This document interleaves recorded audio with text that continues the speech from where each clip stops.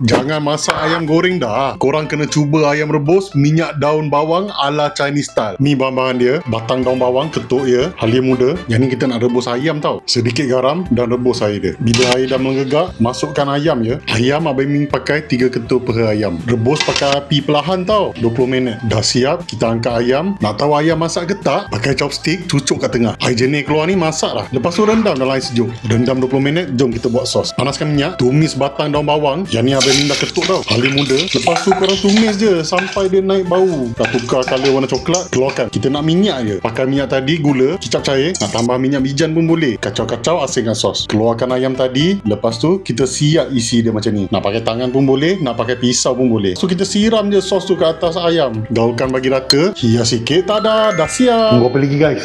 Jom kita makan. Ayam dia juicy, manis, sedap guys. Try korang komen kat bawah. Resepi apa lagi yang korang nak Abang Ming buat next.